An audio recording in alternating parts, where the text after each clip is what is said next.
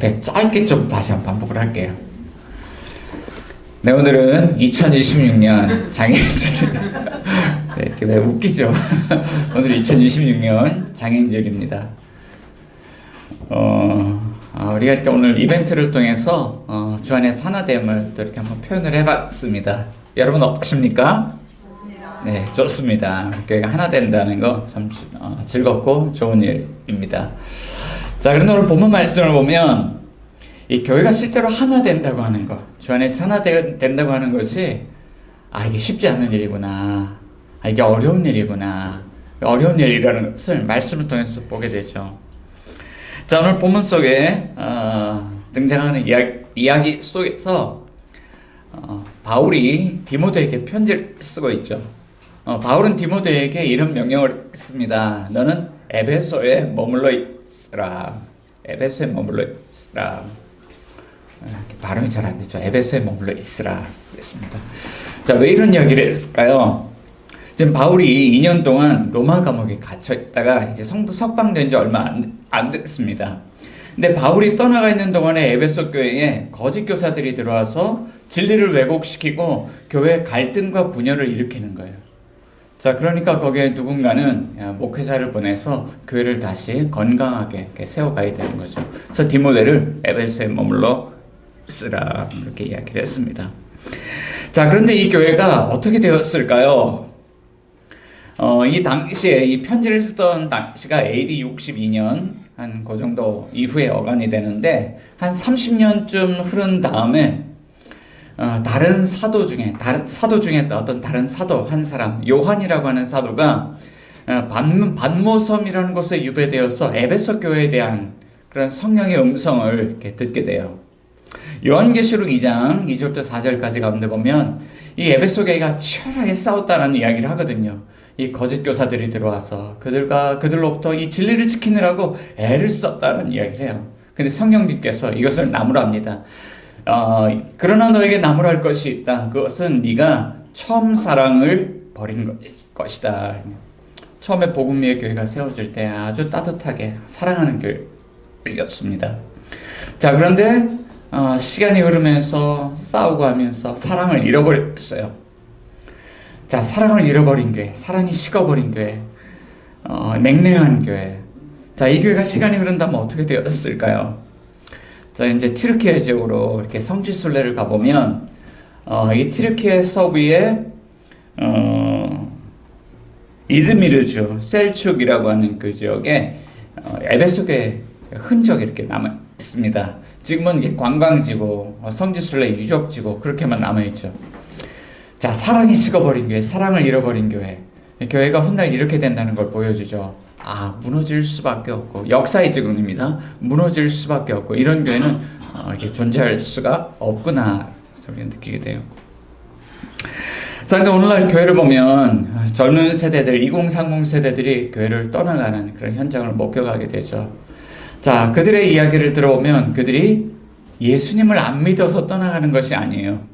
이야기를 들어보면 교회가 서로 사랑하세요, 사랑을 가르치지만 실제로는 서로 사랑하는 법을 모르는 겁니다. 사랑할 줄 모르는 거예요. 교회에 사랑이 없고 냉담한 겁니다.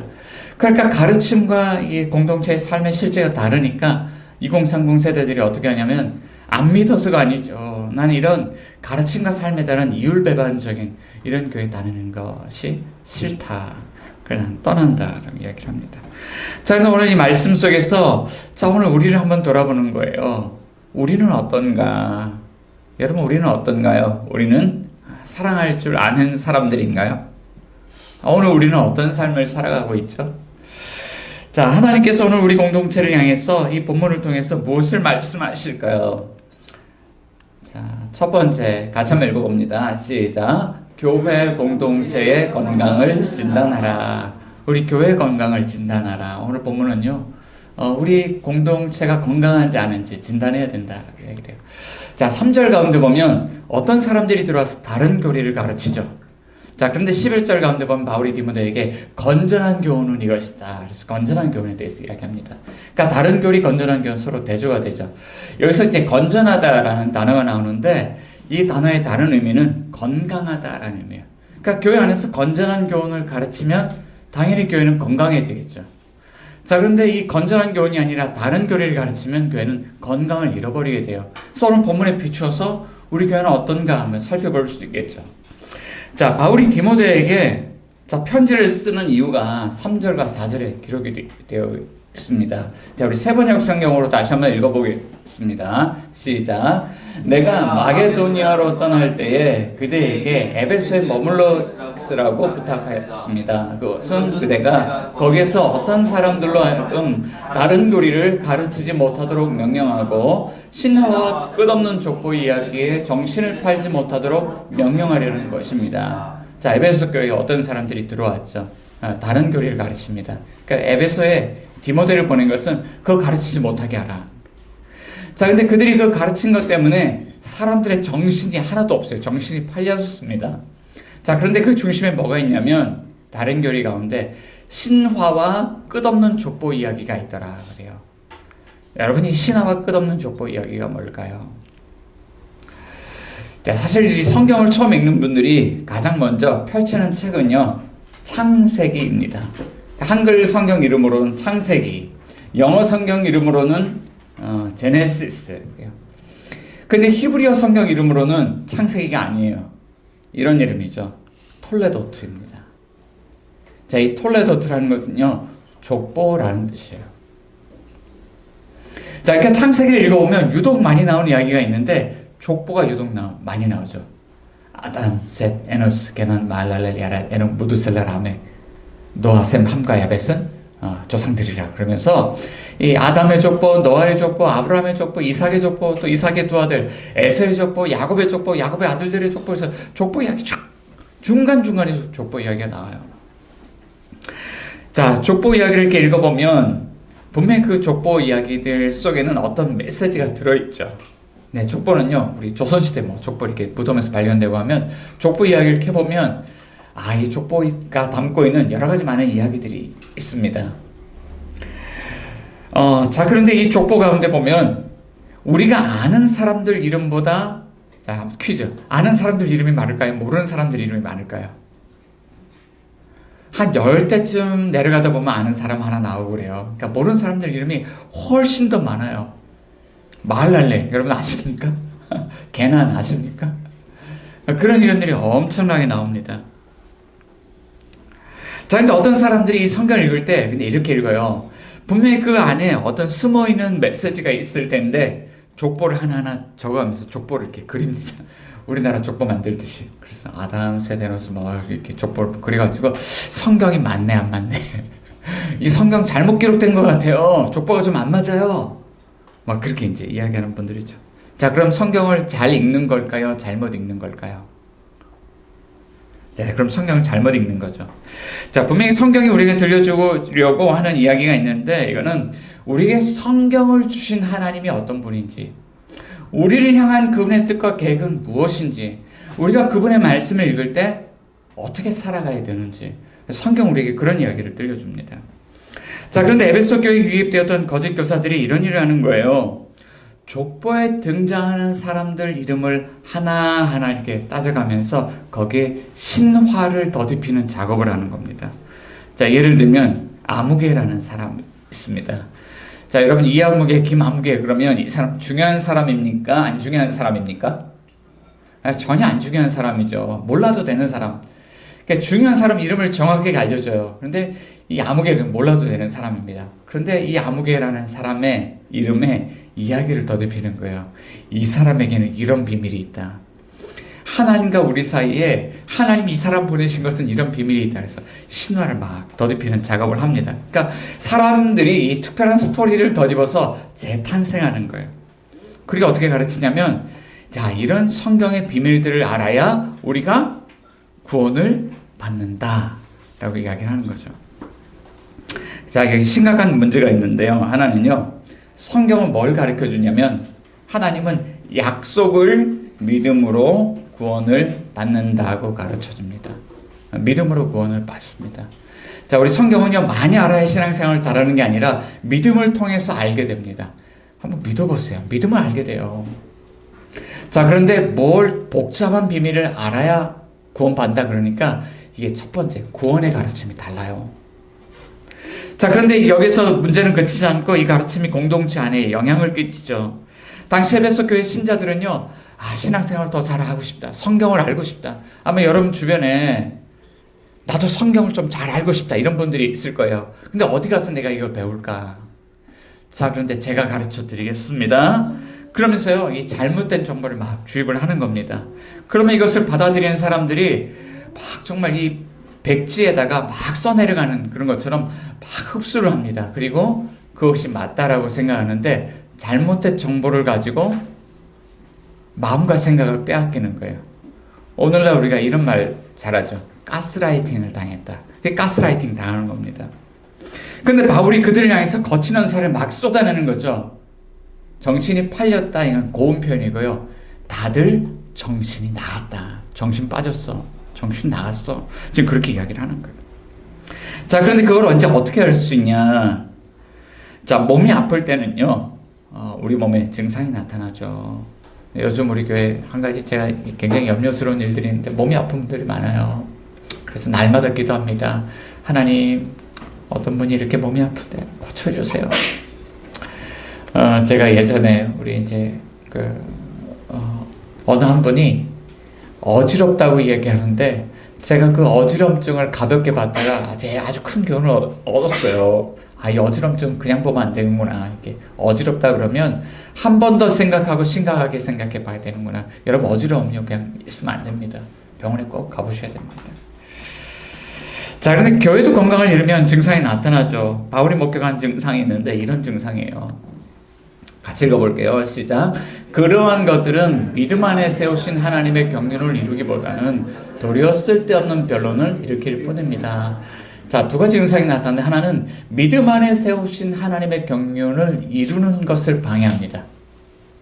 하나님의 구원의 경륜, 이걸 방해하고 또 한 가지는 교회 안에 쓸데없는 변론, 말다툼과 논쟁을 불러일으킨다라고 이야기를 하죠.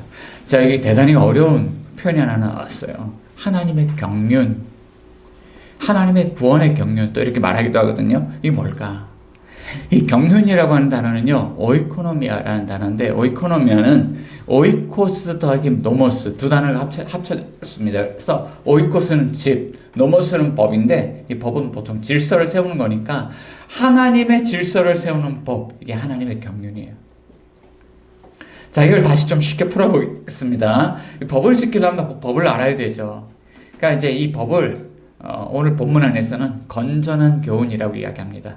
그래서 건전한 교훈이 각 사람에게 전달되어야 되죠. 그리고 그 교훈이 받아들여져야 됩니다. 자, 근데 건전한 교훈을 이게 정말 건전한 교훈 나에게 필요한 거구나 믿고 받아들인 사람들에게 하나님 무엇을 하냐면 각 사람에게 하나님이 값없는 구원의 은혜를 부어주셔서 하나님의 구원 계획 속으로 그들을 초대하십니다. 그리고 하나님이 그들을 통해서 무엇을 하시냐면 정말 질서 있게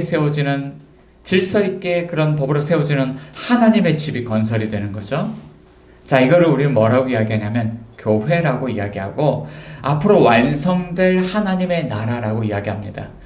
건전한 교훈이 뭘까요? 복음이죠.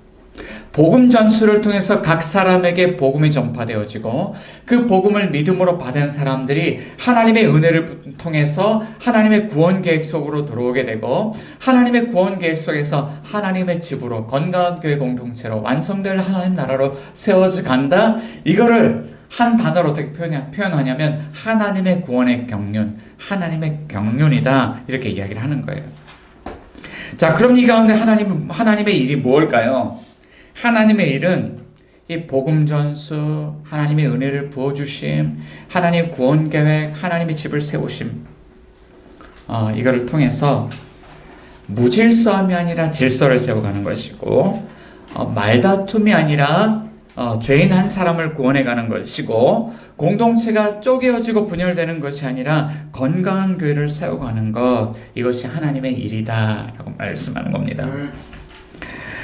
자, 그럼 교회 건강을 이렇게 진단할 때요, 무엇을 보면 이 교회가 건강한지 알 수 있을까요? 뭘 보면 됩니까? 사실 많은 것을 볼 필요가 없습니다. 성도들의 교회 생활을 보면 이 교회가 건강한지 아닌지 그냥 보이는 거죠. 자, 이 건강한 교회의 특징이 있습니다. 건강한 교회는 공동체 안에서 복음 전수가 일어납니다. 인격적으로 관계를 맺고 이 건전한 교훈을 서로 나누고 삶을 나누고 그렇게 함께 세워져 가는 거죠.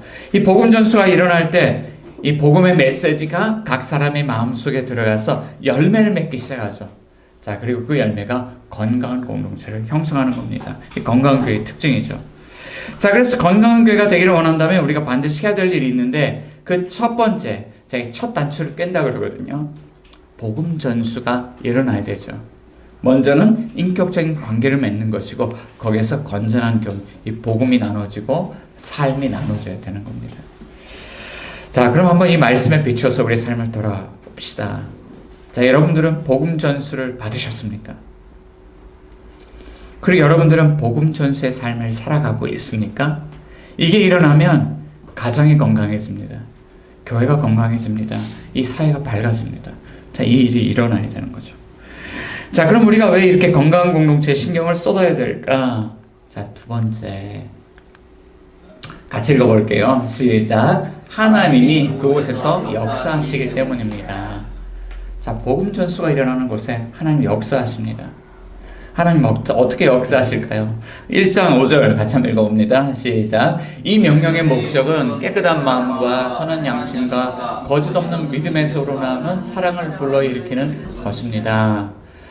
자, 이 건전한 교훈이 회복이 되어지면 사랑을 불러일으킨다. 교회가 사랑으로 가득해집니다. 사랑의 열매를 맺습니다. 반드시 이런 일이 일어납니다. 자, 그런데 어떻게 그 일이 일어나느냐? 우리 가운데 이렇게 일하시는 분이 있는 거죠. 깨끗한 마음, 선한 양심, 거짓 없는 믿음을 만드시는 분이 있는 겁니다. 자, 오늘 본문은 직접적으로 이야기하지만 이해합니다. 자, 깨끗한 마음. 첫 번째, 이 깨끗하다는 것은요, 말 그대로요, 더러운 것을 깨끗하게, 정결하게 씻어내는 것입니다.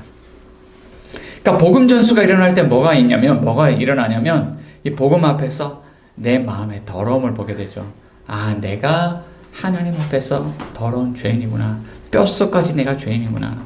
자, 그런데 놀라운 것은 이 복음을 받아들일 때 하나님이 우리 마음을 깨끗하게 청소를 해주시는 거예요. 더러운 것을 깨끗하게 주십니다. 깨끗한 마음을 주십니다. 자, 두 번째 하시는 일은요, 선한 양심을 창조하십니다. 우리 에어컨 좀 틀어주셔야 될 것 같은데 좀 더운 것 같습니다. 두 번째, 선한 양심을 창조하십니다. 하나님 우리 깨끗한 마음을 만들어 주실 때 다시 더러운 삶으로 돌아가면 안 되잖아요.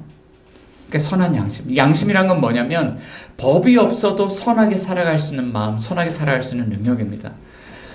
제가 지난주에 우리 이제 대통령님이 했던 말 한마디 때문에 전 세계 지도자들이 아주 이렇게 열광하는 걸 봤어요. 그러니까 이스라엘 향해서 뭐라고 했냐면 보편적인 인권에 대한 이야기를 했거든요. 아무리 전쟁이라고 하더라도 적국의 그런 백성들, 그들의 생명을 경시하면 안 되고 한 사람 한 사람의 생명을 존중해야 됩니다. 우리 모든 사람들의 생명은, 인권은 존중되어야 합니다. 이게 중동에서 열광을 일으키는 한마디가 되었습니다. 자, 그러니까 이제는 이스라엘 군대가 함부로 할 수가 없는 그런 말 한마디가 되었죠. 자, 하나님이 우리 마음에 이런 마음을 창조하시면 우리가요, 법이 없어도 어떻게 살아야 됩니까? 이걸 몰라도요, 선하게 살아갈 수 있는 그런 마음이 생깁니다. 자, 그럴 때 하나님이 또 세 번째 하는 일이 있죠. 우리 안에서 거짓 없는 믿음을 주십니다. 이 거짓이라고 하는 건요, 연기자들의 연극 무대에서요, 어떤 캐릭터의 가면을 쓰고 연기하는 거예요. 자, 정말 진짜같이 연기를 하더라도 그건 진짜입니까? 가짜입니까? 가짜죠. 그게 거짓이란 그런 단어의 의미입니다. 그러니까 거짓 없는 믿음이라는 거는 이 복음 전수가 일어날 때, 전에는 우리가 위선의 가면을 쓰고 내 본 모습을 감춰야 됐는데 이제는 내 본 모습을 드러냅니다. 나는 연약한 사람이었어요. 나는 죄인이었어요. 나는 이렇게밖에 안 되는 사람이에요. 그래도 괜찮아요. 그리고 어떤 삶을 살아갑니까? 복음을 살아내기 시작하죠. 그리고 그 삶의 결과가 사랑으로 열매 맺는 일이다. 제가 오늘 말씀 준비하면서 정말 감사한 일이 하나 있습니다. 제가 사진을 하나 가지고 왔는데 이거 언제 사진일까요? 이런 일이 있었나? 네, 저번 주에 이제 있었던 일인데 예배 다 마치고 오후에요. 집에 안 가요. 우리 커피 마시러 갑시다. 그래서요, 양주에 있는 어느 카페 커피를 이렇게 마시러 갔습니다. 자, 근데 이게 앉아서요, 이렇게 커피를 마시는데 참 신기했어요. 제가 이렇게 교회 밖에 나가서 이런 조합으로 모인 사람들과 커피를 마셔본 기억이 없어요. 제 기억 안에는. 뭔가 이제 같이 공부를 하고 있다든지, 아니면 같이 뭐 목회를 하고 있다든지, 아니면 우리 뭐 같이 무슨 어떤 동년배 선교회에서 같이 나갔다든지, 뭔가 연결되는 점이 있어요. 연령대가 다 틀려요. 30대, 40대, 50대, 60대, 70대. 성별이 틀리고, 각자 캐릭터가 틀리고, 장애인과 비장애인 함께 어울려져 있고, 그래서 교제를 나누는데요, 얼굴에요, 다 이렇게 웃고 있는 거예요. 야, 신기하다. 어떻게 이런 일이 가능할까? 별 공통점은 별로 없는데 거기서 서로 웃으면서 교제를 나누는데 이 모습이 너무 신기했어요. 그래서 속으로요 이렇게 생각을 했습니다. 이게 누가 한 일입니까? 하나님이 하신 일이다. 네, 이걸 경험해 보지 못한 분들은요 다음에 함께 나가서 함께 경험해 보면 좋겠습니다. 자, 근데 에베소 교회는 왜 그럴까? 왜 하나님의 경륜이 이루어지는 것이 방해를 받고 왜 쓸데없이 말다툼, 논쟁이 가득한 교회가 되었을까? 자, 이 공동체를 진단하면서 바울 선생님이 이런 문제점을 찾아냅니다. 7절 가운데요. 그들은 율법 교사가 되려고 하지만 사실은 자기들이 무엇을 말하고 있는지 또는 무엇을 주장하고 있는지 알지 못합니다. 자, 이 거짓 교사들이 들어와서 하려고 하는 게 있죠. 율법 교사가 되려고 하더라. 교사가 되려고 하더라. 자, 그들은 왜 율법 교사가 되려고 했을까요?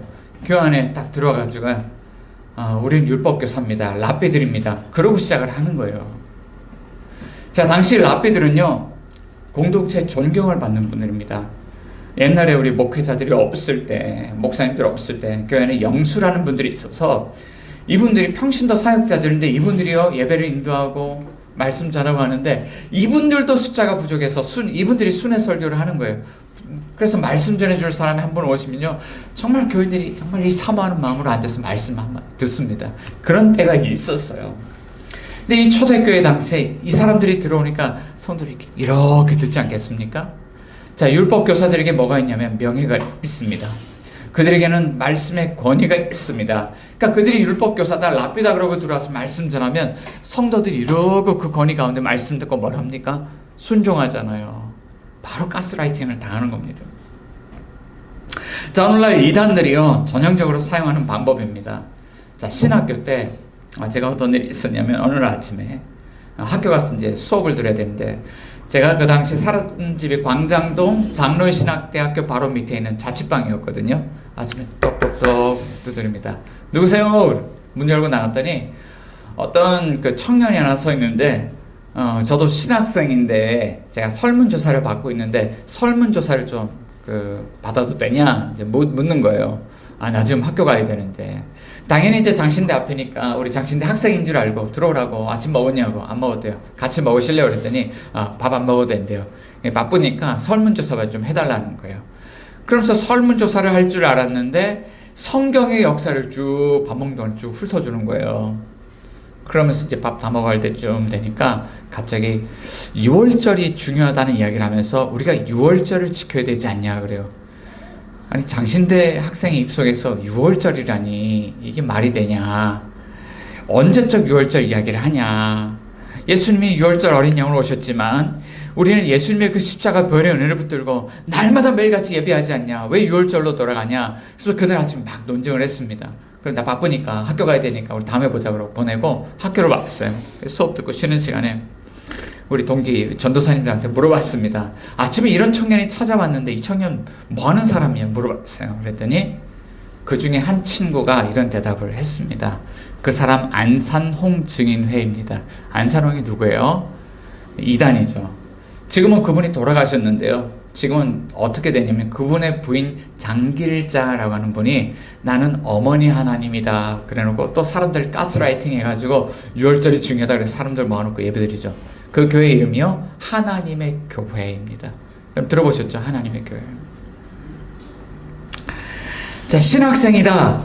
그 어느 정도 이게 신뢰가 되잖아요. 그런 권위를 가지고 들어와가지고 가스라이팅을 하는 거예요.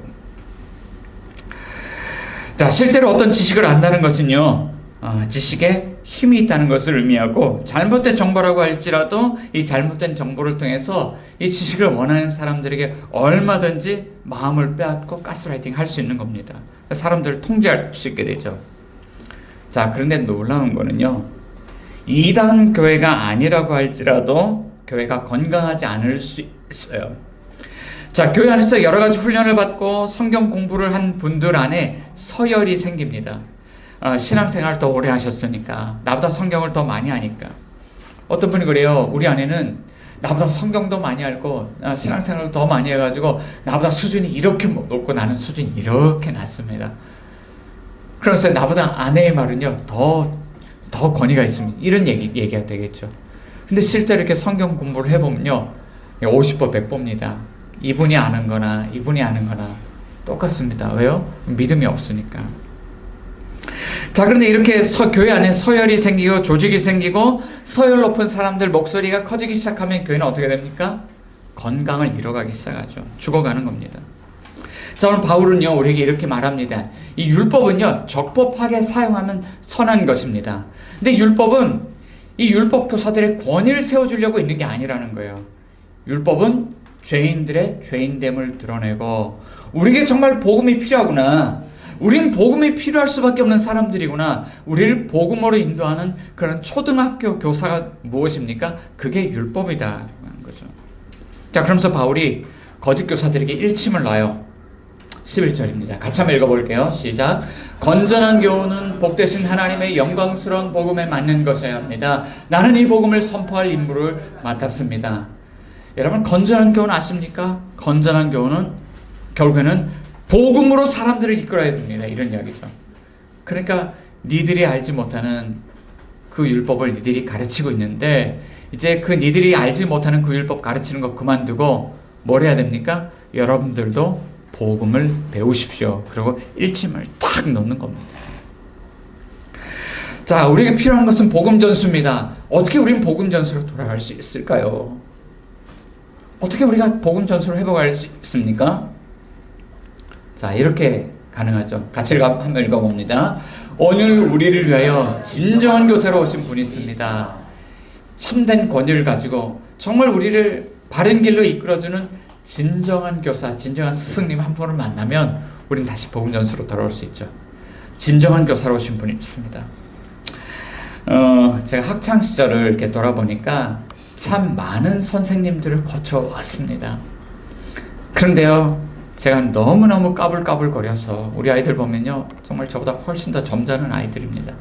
제가 정말 까불까불거려서요 초등학교 때도 엄청나게 맞고, 중학교 때도 맞고, 고등학교 때도 맞고 매를 많이 맞았어요. 초등학교 때 6학년 때 저를 이만한 목소리 펴셨던 우리 체육 선생님, 제가 잊을 수 없고요. 중학교 1학년 때 들어가자마자 제가 앉은 책상 발로 빵 쳐서 들어오셨던 우리 한문 선생님을 잊을 수가 없고요. 까분다고 저를 이제 뺨을 팍 때렸어요. 우리 기술 선생님 제가 잊어버릴 수가 없고요. 고등학교 때요, 너 네가 맞을 몽둥이 만들어 와, 산에 가서. 산에 이제 그 아카시아 나무도 있고 쌀이 나무도 있는데, 쌀이 나무는 때려도 부러지질 않아요. 아카시아 나무는 5대 때리면 톡 부러집니다. 근데 제가 지혜가 없어서 이게 아카시아인지 쌀인지 몰라 쌀이 나무를 갖다 이만을 으아 친구들은 막 매가 다 부러진데, 제가 맞을 때는 부러지지 않아. 나중에 네가 다시 찾아와, 선생님 생각나면 찾아와, 돌려줄게 생각이 나는데, 어떤 선생님들은요 이렇게 매를 댔는데요 나쁜 격이 지워지질 않아요. 그 선생님. 근데 어떤 선생님들은요 진짜 눈물나게 존경하는 선생님이 있습니다. 제가 너무너무 존경했던 선생님들. 그 선생님 매 한마디 그 선생님 딱 된 그 매 때문에요 제가 정신을 차리고 공부를 하기 시작했다는 거 아닙니까? 그래요. 근데 이 참된 권위가 어디서 나옵니까? 폭력을 휘두르면 권위가 나옵니까? 정말 제자들을 사랑하고 아끼는 마음으로 매를 대는 선생님에게 권위가 나오는 거죠. 자, 그러면 이 죄인들이 무엇을 권위 있다고 생각할까요? 오늘 보면은요 악독 목록을 이렇게 보여줍니다. 자, 9절 10절. 율법이 제정된 것은 의로운 사람 때문이 아니라, 읽어볼게요. 법을 어기는 자와 순종하지 않는 자와 경건하지 않는 자와 죄인과 거룩하지 않은 자와 속된 자와 아비를 살해하는 자와 은미를 살해하는 자와 살인자와 간음하는 자, 남색하는 자, 사람을 유괴하는 자와 거짓말하는 자와 거짓맹세하는 자와 그 밖에도 무엇이든지 건전한 교회 배치된 일 하는 사람들. 이 사람들 때문에 율법이 있죠. 이 순서를 잘 보면 특징이 있어요. 저 연두색 글씨는요, 하나님과의 관계가 깨진 사람들. 또 두 번째 보면 사람들과의 관계를 깨진 사람들. 이 순서를 잘 보면 이게 십계명을 어기면서 살아가는 사람들이라는 걸 발견하게 돼요. 나 외 다른 신을 깨하지 말라, 우상 만들지 말라, 내 이름을 망령되이 걷지 말라, 안식을 기억하여 거룩하게 지키라. 하나님과의 관계잖아요. 그러니까 위에 이 하나님과의 관계. 자, 이걸 어긴 사람들에게 율법이 필요해요. 자, 두 번째는요, 내 부모를 공경하라, 살인하지 말라, 간음하지 말라, 도둑질 하지 말라, 거짓 증거하지 말라, 내 새 소유를 탐내지 말라. 그걸 어긴 사람들. 그러니까 하나님과 이웃 사이의 관계가 깨진 사람들. 자, 당시 에베소 교회를 보니까 어때요? 하나님과 이웃들의 관계가 다 깨어진 채로 그렇게 살아가고 있는 겁니다. 자, 이 사람들에게 누가 권위가 있습니까? 율법 교사로 어떤 사람들이 들어와서 율법의 몽둥이를 딱 들고 다 때리는 거예요. 꿈쩍도 못해요. 죄인입니다. 그렇게 살면 망합니다. 꿈쩍도 못해요. 어떻게 되는데요? 그러니까 신하와 끝없는 족보 이야기를 통해서 이 비밀을 알면 당신들이 구원을 받습니다. 완전히 그것은 사로잡히는 거죠. 근데 진짜 권위가 있으신 분은 어떻게 합니까? 율법의 몽둥이로 때리지 않습니다. 그리고 진짜 의로우신 분은 때릴 자격이 있지만 때리지 않습니다. 대신 어떻게 합니까? 자신을 낮추시고 자신의 생명을 십자가에 내어주시죠. 자, 바울은 이렇게 이야기합니다. 빌립보서 2장 6절에서 8절인데요. 6이 아니라 8절인데, 자, 그는 근본 하나님과 본체십니다. 하나님의 모습을 지니셨으나, 8절 같이 한번 읽어봅니다. 시작. 자기를 낮추시고 죽기까지 순종하셨으니 곧 십자가에 죽기까지 하셨습니다. 진짜로 권위 있으신 예수님, 하나님의 아들, 그분은요, 자기를 낮추시고 죽기까지 순종하셨어요. 십자가에 죽으셨습니다. 왜요? 바울은요, 로마서에서 이렇게 이야기를 하죠. 로마서 5장 8절 같이 읽어봅니다. 시작. 그러나 우리가 아직 죄인 되었을 때에 그리스도께서 우리를 위하여 죽으셨습니다. 이리하여 하나님께서는 우리에 대한 자기 사랑을 실증하셨습니다. 첫 번째요, 우리 때문입니다. 죄인인 우리 때문입니다. 죄인인 우리 때문에 예수님 그분이 우리와 똑같이 죄인이 되어서 십자가에서 우리를 대신해서 죽으셨습니다. 왜? 하나님이 우리를 너무너무 사랑하시기 때문에, 하나님 우리를 구원하시길 원하시기 때문에, 그분 사랑 때문에 예수님이 우리를 대신해서 죽으셨습니다. 자, 그러니까 우리를 위해서 진짜로 권위 있으신 분이 자기를 낮추시고 생명을 내어주시고 하나님의 사랑을 확증하신 것 때문에 이 사랑을 아는 사람들, 이 사랑을 본 사람들, 이 사랑을 믿음으로 받아들이는 사람들이 어떻게 합니까? 주님 잘못했어요. 내가 잘못했어요. 내가 죄인이에요. 주님 저를 용서해 주세요. 그 권위 앞에 무릎 꿇고 겸손하게 낮추고, 주님 이제는 내가 다시는 죄의 자리로 돌아가지 않고 거룩한 당신의 자녀로 살아갈게요. 어떻게 살면 됩니까? 하나님을 사랑하고 너희가 서로 사랑하여라. 자, 사랑하는 여러분, 여러분들은 오늘 어떻게 살아가고 있습니까? 여러분들의 교회 생활은 어떻습니까? 여러분들은 그 사랑을 경험하셨습니까? 그 사랑을 맛보셨습니까? 오늘 하나님은 그 아들을 통해서 우리를 다시 그 사랑으로 초대하십니다. 여러분 예수님을 믿으시기 바랍니다. 그리고 그 예수님의 사랑 안에서 다시 복음 전수의 삶을 살아가고 복음의 그런 메시지를 가지고 열매 맺는 저와 여러분들이 다 되실 수 있기를 우리 주님의 이름으로 축원드립니다. 우리 같이 한번 기도하면 좋겠습니다.